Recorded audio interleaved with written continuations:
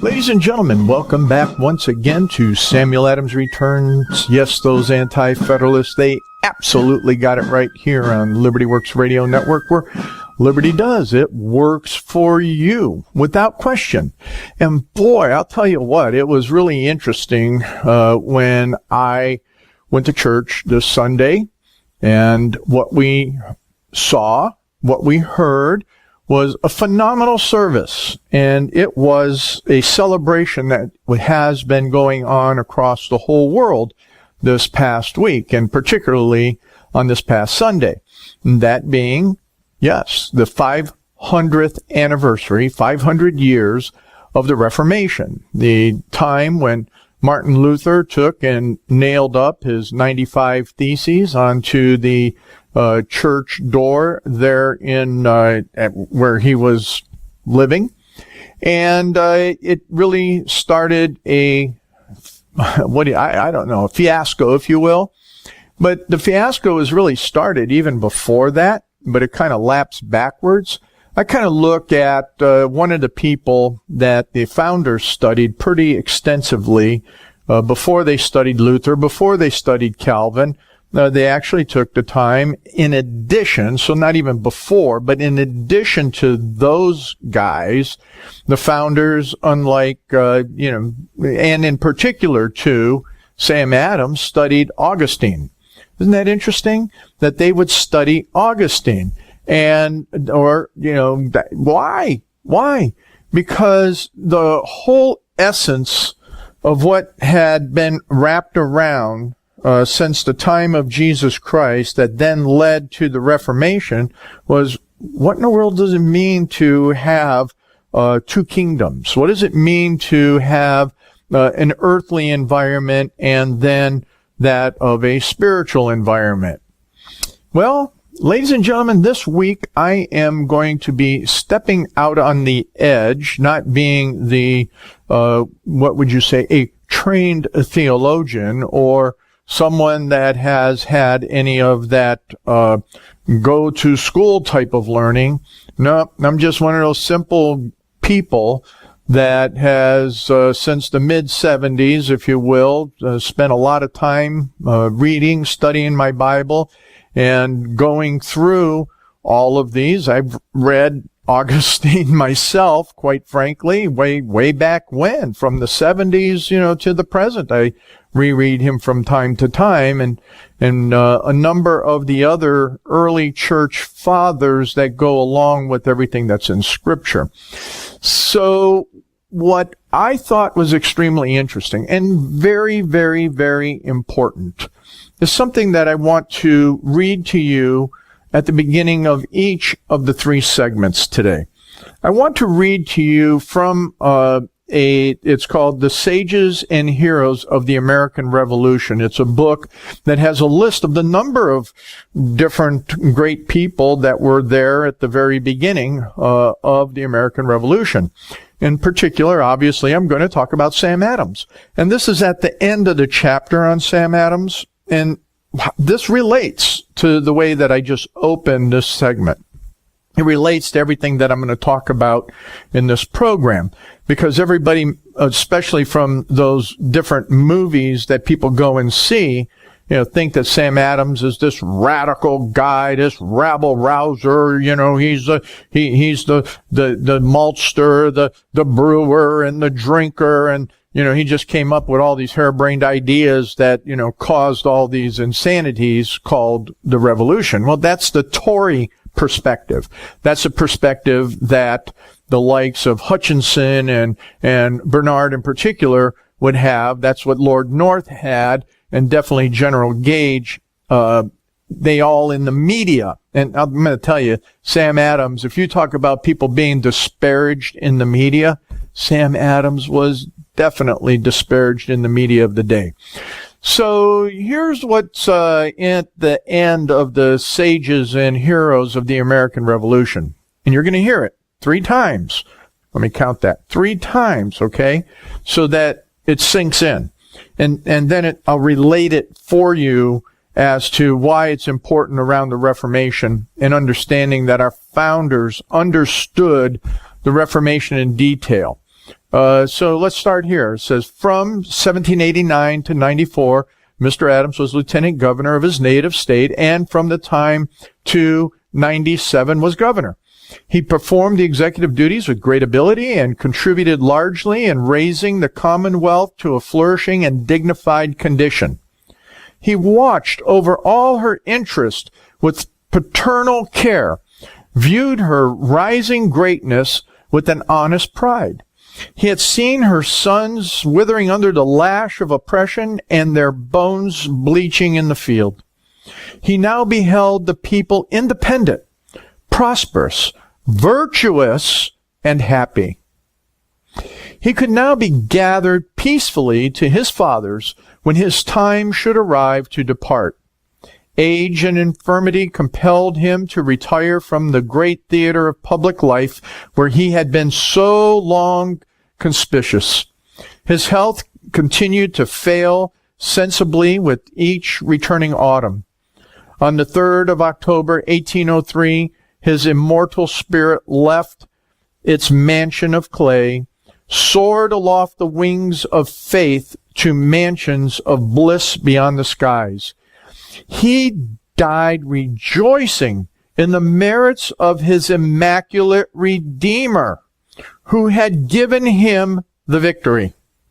He had fought the good fight of faith as well as that of liberty, and felt a full assurance of receiving a crown of glory at the hand of King Emmanuel.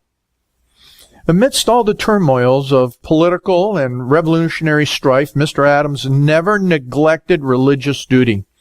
When at home, he was faithful to the family altar and uniformly attended public worship where practicable. He was a consistent, everyday Christian, free from bigotry and fanaticism, not subject to sudden expansions of contradictions of mind, rather puritanical in his views, yet charitable in his feelings, and opposed to censuring anyone for the sake of opinion.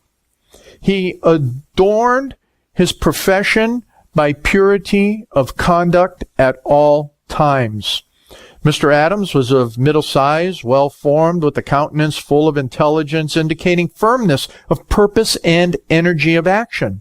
As a public man and a private citizen, he was highly esteemed and richly earned a place in the front rank of American patriots.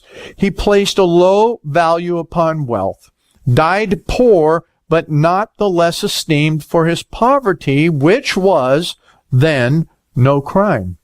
He placed a high value upon common school education and properly estimated the higher branches of science. General intelligence among the great mass he considered the strongest bulwark to preserve our independence. As a writer, Mr. Adams had few equals. His answer to Thomas Paine's writing against Christianity is probably superior to that of any other author. His few letters on government published in 1800 show a clear head, a good heart, and gigantic mind.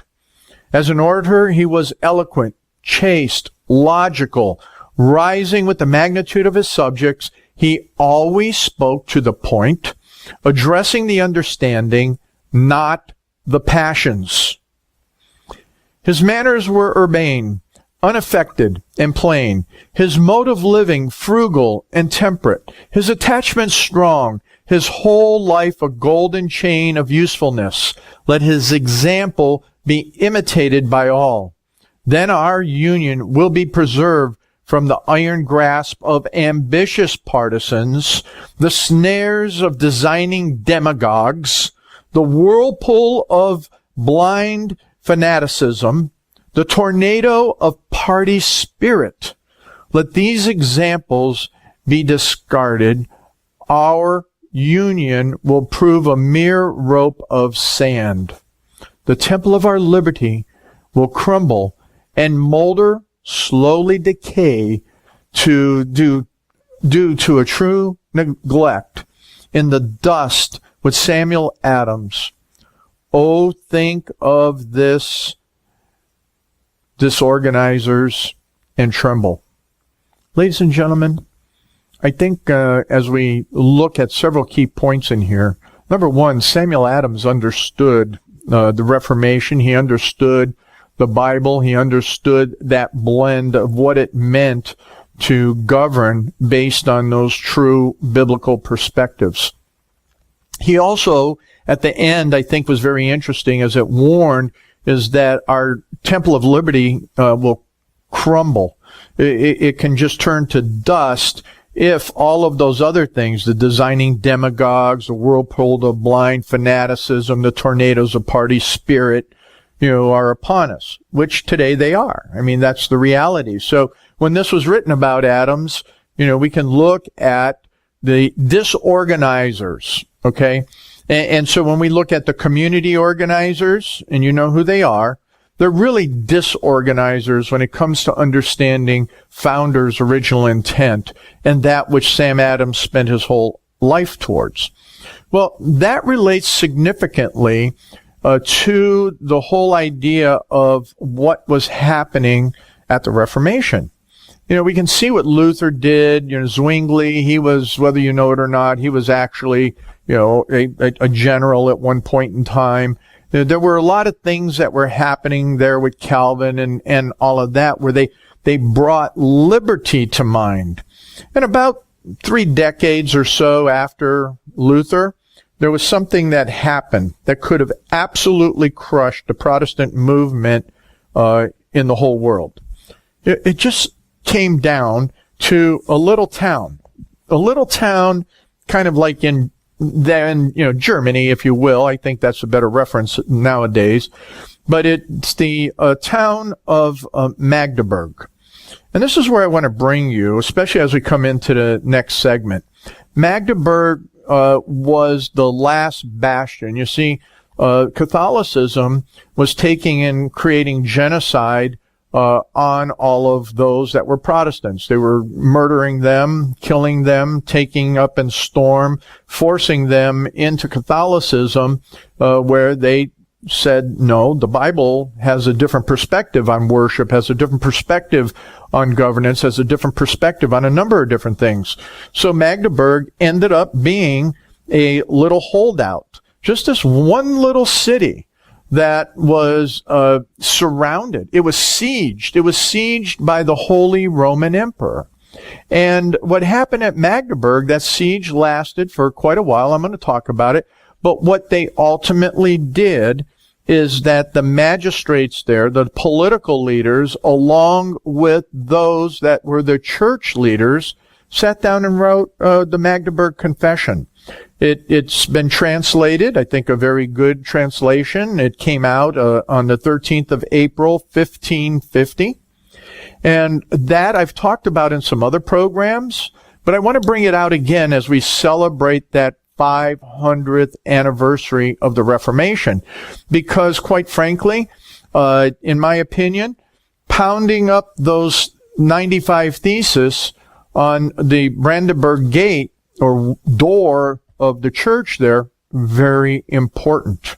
Very important from the perspective of grace over indulgences, grace as the Jesus-only salvation message, which leads to liberty. And Sam Adams even talks about that, as well as all the other founders can bring that all back into what that is. But without, and I'm going to show you right now, and I'll bring it back again, is without the Magdeburg Confession and standing against the Holy Roman Empire in total, all of Protestantism would have been wiped off the planet.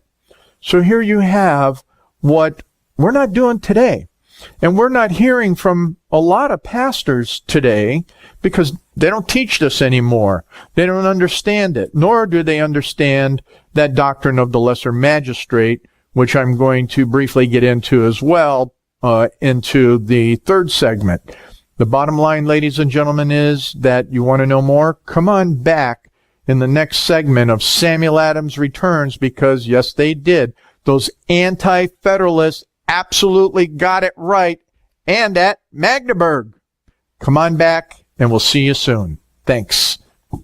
Ladies and gentlemen, welcome back to Samuel Adams Returns, the Anti-Federalists. Yes, they did. They got it right here on Liberty Works Radio Network, where Liberty works for you. And I am so delighted that you're back here with me, Tom Navolis. I did forget to introduce myself in the first segment, but by now I figured, after all these other programs or looking up on the website, you kind of know a little bit who I am. So that's not all that important. But what's important is the message that gets out. And that Liberty Works Radio Network is that network that's funded by you. It's for you. It's by you. And it's a message that can only continue with your support. So as I always do, I ask you, go check it out. Go check out everything else on what's there on the different hosts and hostesses, live programming. And you know what? Hit that donate button. Please, do a little bit of donating here for Liberty Works Radio Network. I know that I appreciate it, and so does the network. I reconsidered reading that segment about Samuel Adams. I'm just going to pick out some key points here because I want to get into the Magdeburg Confession a little bit, and definitely then kind of going a little backwards on this. I know that the authors and the people that wrote the preface and introduction of the Magdeburg Confession, a book that was put together, that they actually were writing the Doctrine of the Lesser Magistrate before that, and utilized and found this book in the original Latin, which was extremely helpful then in them understanding that Doctrine of the Lesser Magistrate. And we don't teach that, okay? At least I've not been in a single church. I know of pastors that understand it, and I have had conversations with a particular pastor about it, and he understands it and believes it and looks at it. And I think anyone that calls themselves Reformed or Reformation minded would have or should have an understanding of the Doctrine of Lesser Magistrate. And you see, that's exactly what Sam Adams had, because as he was doing his master's thesis, remember, his master's thesis title was whether it be lawful to resist the supreme magistrate if the commonwealth cannot otherwise be preserved. And everything written about him, as we know that the actual text of that was lost, especially with the fire that was there at Harvard in 1760. But more importantly, it is expressed throughout his life and his other writings that it was affirmative in his mind that, you should resist the supreme magistrate if the commonwealth cannot be saved. And so we see that in everything that Adams did all through his life, from that early period of time. And even some of the things that he wrote that I talked about briefly last week in 1748 and 49, and then how that all came together ultimately in did you know that there was a first convention right around 1765 in that area, that it was in upstate New York? Yeah, there was a convention to talk about pulling away from England back at that time. Franklin was there. Sam Adams was there. Yeah, so we had a number of the different northern colonies that came together looking to separate. So it was the northern colonies in particular. But when we look at that Magdeburg ends up being the prime biblical rationale and example for Sam Adams to understand, as well as he understood scripturally what it meant for lesser magistrates to stand up against the kings. So we have that greatest example in history that continued. God's hand in continuing the Protestant movement was at Magdeburg, just flat out. It was at that time, as I mentioned in the last segment, that, the emperor was out there. He was taking and wiping out all of the Protestant conclaves. There was massive wars going on. Charles V was out there and issued a decree, and let me read that here for you just a second. he issued this decree on May 25th, 1521, and here's part of it.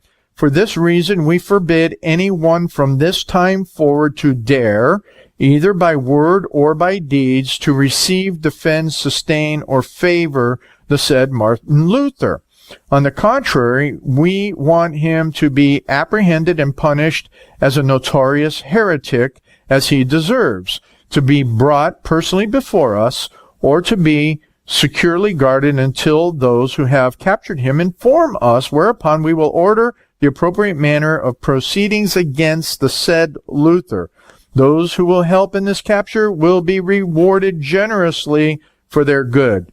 Oh, wow. There it started. It was just right there going after Luther, and we know the results. We know what happened. We know that there was this league that existed with Charles V, and for 15 plus years. Let's see, in here it brings us out in that in 1546 Martin Luther died. Then Charles entered into an agreement with Pope Paul III in order to curb the spread of the Reformation.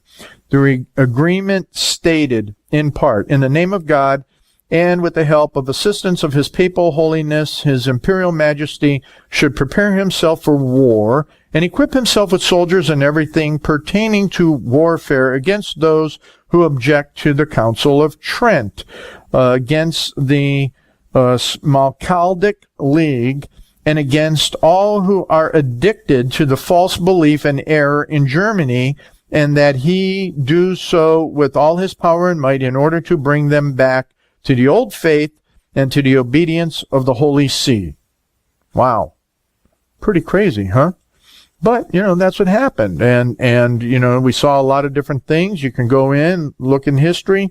I highly recommend going online and finding the Magdeburg Confession. And there's a website there that has all the information for you.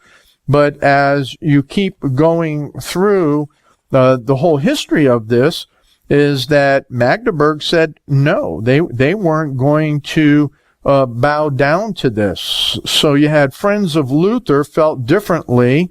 Let's see, namely Nicholas von Amsdorf. He was with Luther during the whole Diet of Worms.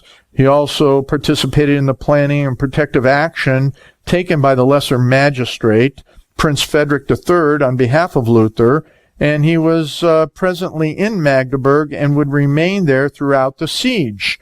And he would be the first signer of the confession. Wow, ladies and gentlemen, it becomes extremely interesting then as you go through and understand the siege of this city. I mean, the intent was to wipe out, kill, and basically genocide on all of the Christians. Or not just Christians, but those of the Protestant Christianity, biblical Protestant Christianity. So the real key elements of that are the statements of faith more than anything else, is that the Pope is not infallible. Jesus is the only King and Lord. They came out with the 5 very strong prescriptions, that being only Christ. I think it was only grace, only the Bible, and the other 2 onlys I can't remember, and I'm not going to try and dig them up, because like I told you at the beginning in the first segment, I'm not a theologian that's going to do that. You know what? Research it on your own, or go talk to your pastor and find out if he knows what the Reformation was all about.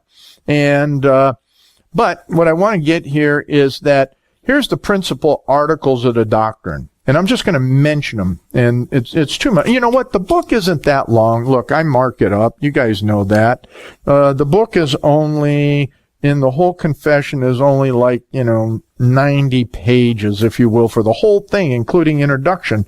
So, it's probably 80 when you look at it just from the beginning of the doctrine itself. So the principal articles of the Christian doctrine is what they articulate. And the first one is of God and the distinction of the person. The second section is of creation, of the cause of sin, and the chief kinds of sin. The third section of the law. Fourth section of the gospel and justification. Fifth section of the sacraments. sixth section, of the church and its ministers, and of the power of the church and its ministers.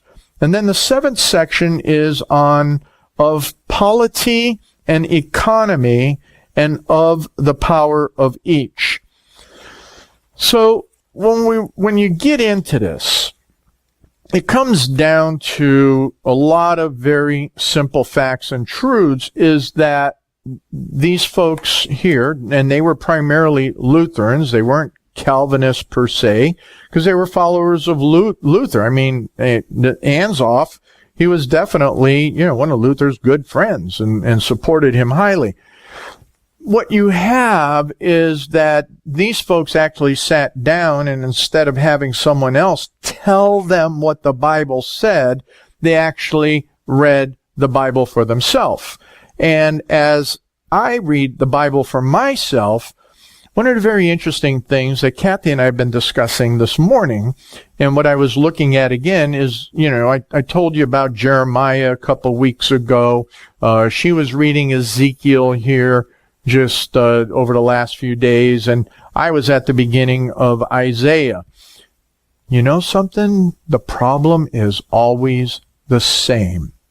The leaders take off in their own insanities, as was written here in the sages and heroes of the American Revolution. Let me repeat them for you, because this is what you see in the Old Testament, and I believe that it was even in the New Testament during Jesus' time.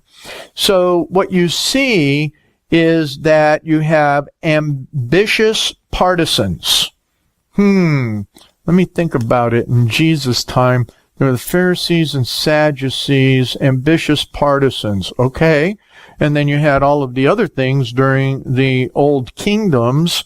Very interesting. The snares of designing demagogues. Let's see. I can think about all of those in Jeremiah, all the different kings, in Ezekiel, and in Isaiah. They're laid right out there for you. Let me think about the Clintons, the Schumers, the Podestas,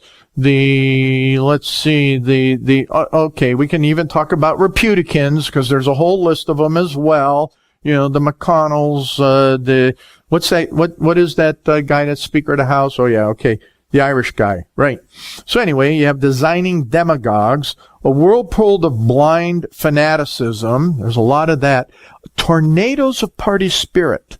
That's all through. Nothing new under the sun, ladies and gentlemen. I bring that out over and over. When we look at the mirrors of history, there's nothing new under the sun. And so when you take a look at those examples, what you can end up with is, as it says here, a mere rope of sand, and the temple of liberty will crumble. It'll decay with true neglect. And I think that's what we have today in America, is because we don't understand the Magdeburg, nor do those in the churches teach what we're going to be talking about here, the doctrine of the lesser magistrate in the next segment. Because when you neglect this stuff, when you neglect these doctrines, these ideas, these truths, and these histories, then you know what? The disorganizers take over, and you know what? That's why you tremble. You tremble because you do not have these truths inculcated in you.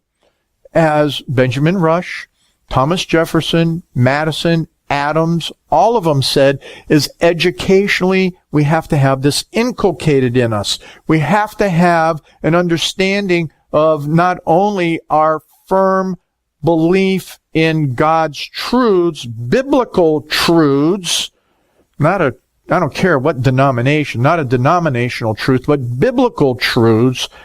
And as Sam Adams talks about when he writes about liberty in 1748, a firm and good constitution. Ladies and gentlemen, as we come back in the next segment to look at the doctrine of the lesser magistrate, it is critical to understand, yes, that the Anti-federalists got it right. And you know why? It's because they understood the doctrine of the lesser magistrate and they understood the Magdeburg Confession. So come on back in the next segment when Samuel Adams returns and those anti-federalists, yes, they did. They absolutely got it right. Ladies and gentlemen, welcome back to this last segment of Samuel Adams Returns, the Anti-Federalists. Yes, they did. They absolutely got it right here on Liberty Works Radio Network with Tom Navolis, your host. And we've been kind of talking about Sam Adams from a couple different perspectives. We've been listening about him relative to what was written in Sages and the Heroes of the American Revolution. We've been talking about the Magdeburg Confession, and that if it wasn't for that one city standing strong and resisting the emperor of the day in collusion with the Pope.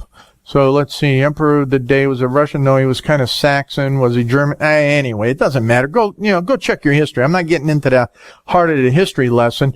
The heart of the lesson is, as Sam Adams talks about, real liberty is based on, as I read in the first segment, the whole section out of here, is that it's in your relationship with the living God and your understanding of the biblical truth of salvation through grace from the living God and your belief in Jesus Christ.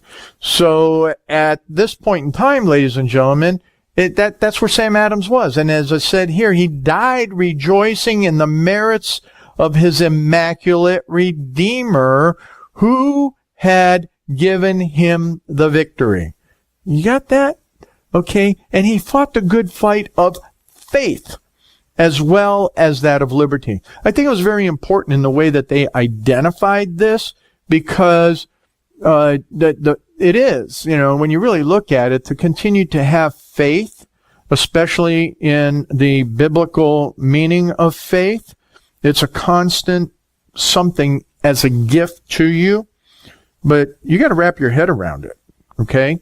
And so I think that's something important to understand. And before you can understand liberty, you have to understand that liberty and that given faith by the Immaculate Redeemer, and that he had and felt the full assurance of receiving a crown of glory at the hands of King Emmanuel, being King Jesus.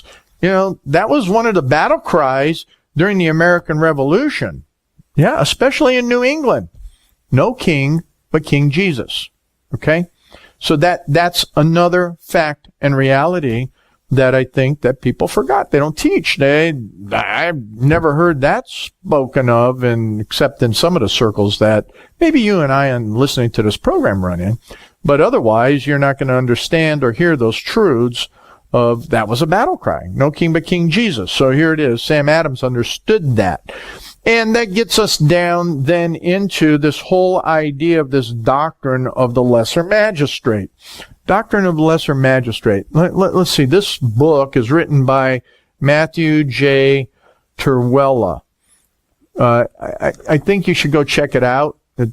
So there's I'm showing folks here on the video that here's the name of the book, and there's the name of the author. And I think it would be interesting for you to go check out the website and get a hold of it, because the critical component that you don't hear, and I think this is where the liberal-minded churches and all of the rooftop Christians that are out there, and there's so many of them, and I think some that are in, supposedly what do you call them, the conservative and even somewhat reformed type of denominations. Do they really teach Romans 13 properly? I don't know. I haven't heard it taught properly at the church, in my opinion, at the church that I attend. And I think it's because, as I mentioned earlier, the pastoral staffs across these denominational lines in these churches have no clear understanding of history, nor do they have an understanding of what this means in this whole doctrine of a lesser magistrate. That's what brought about from the Reformation.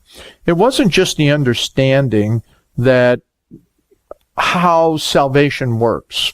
Okay. That is the most critical aspect of the Reformation. How does it work? How are we forgiven? How can we know that we're forgiven? It's very simple in the scripture, only through the work of Jesus and by the grace that he then takes and imputes his work to us. There's nothing. There's no work. There's not any. You can never be good enough. Okay? No way. You can't be.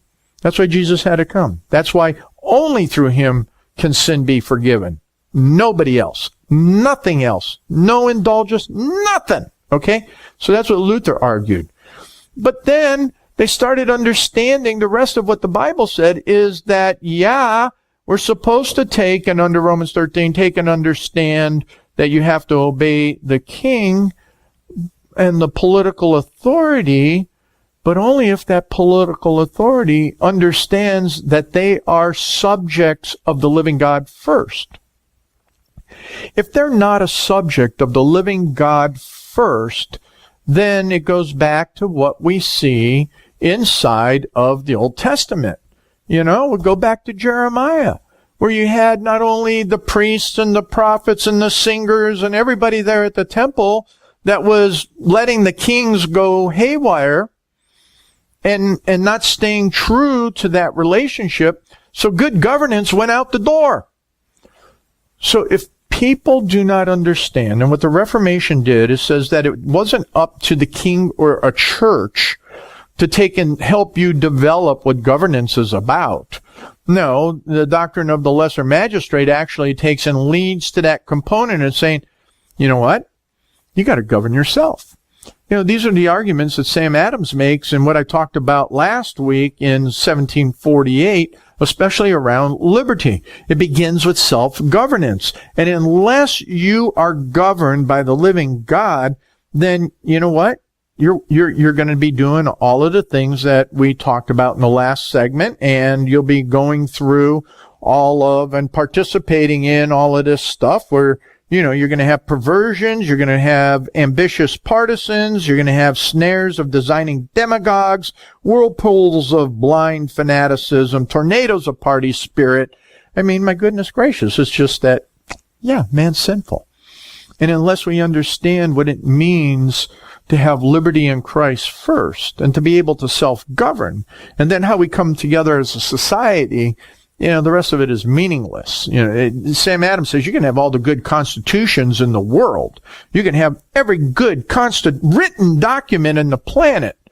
But if you and we, the people, are not moral and virtuous, they don't matter. John Adams said that. Madison even said that.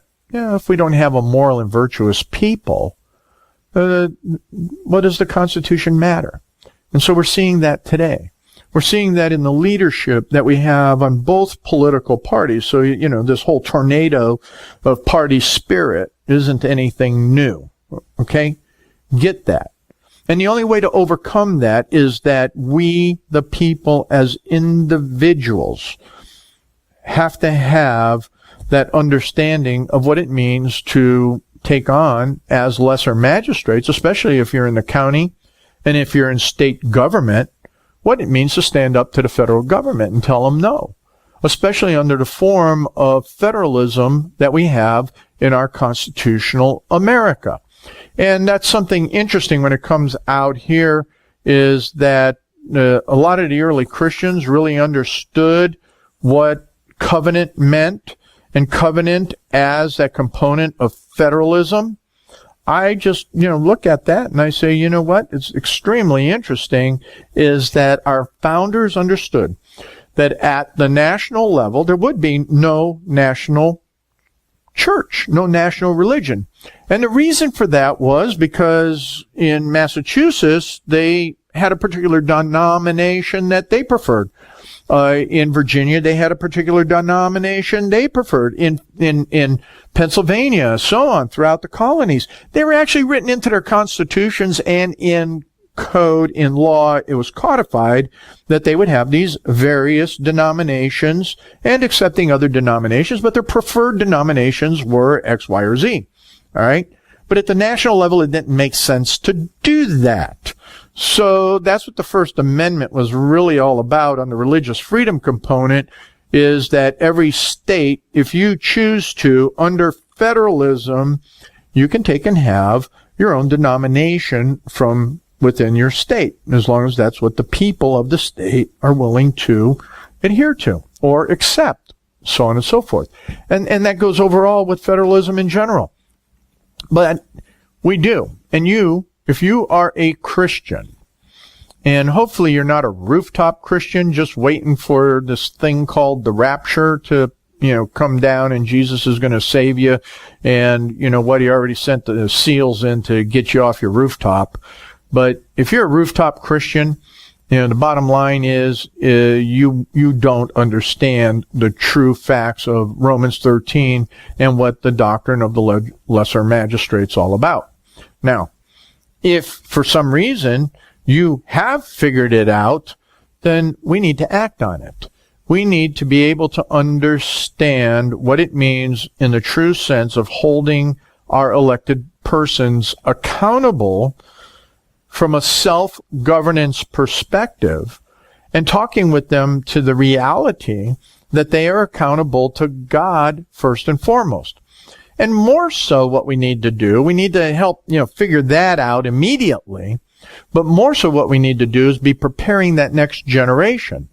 And we have to get our school systems back. We have to support programs and projects like the Samuel Adams Center for Development, the Samuel Adams Center for the political science, sacps.org. I'm getting ahead of myself. So we're consolidating a lot of things like I told you, so the acronyms and all of that, I got a little mixed up. We're redoing the website for Samuel Adams Returns. So SACPS is one of those entities where we need to get our youth to understand what real policy making is all about. They need to understand this doctrine of the lesser magistrate. They need to understand what it means to put and be a moral and virtuous person who knows how to self-govern, and then is someone that will stand firm on that as they either go into business or they go into a political arena or they go into law. Whatever they go into, they need to be able to stand firm on those convictions and know, as Sam Adams said in what he wrote about liberty in 1748, you're not your own. You are not your own. You belong to God. You were created by Him. And not only that, if you are a believer in Jesus Christ, you're owned by Him. And what that means is that everything we do should be for the King of Kings, should be in relationship to how we govern. When I was looking at Isaiah this morning, then I ended up getting over to John 16, I saw that God made that promise in Isaiah 1 that if the people would get away from their sins, that He would return righteousness, He would return all of these things to the people, and He would hear them. Then Jesus talks about it before He gets into that, his major prayer that He did in chapter 17. But in 16, He says, you know what? I got to go away so the Holy Spirit can come. And in that, there were three things that impressed me very much this morning. He said that the Holy Spirit's got to come to do three things. The first being to convict people of sin. Because otherwise, how would you know that you're a sinner? In our culture now, people don't understand that they're sinners. Second thing He said was that the Holy Spirit's job is to take and bring the whole idea of justification. And then He talked about judgment. Now, the middle one is what really grabbed me. And I don't have time to get into that today, but the whole thing is that when we look at justice, that's what it was, justification and justice. And the only way that you're going to know righteous justice is if you know the King who is just, the God that's just. So this is what the founders, Sam Adams in particular, completely understood in relationship to liberty. But not only that, he knew that as a lesser magistrate, because he was elected, that he could challenge things.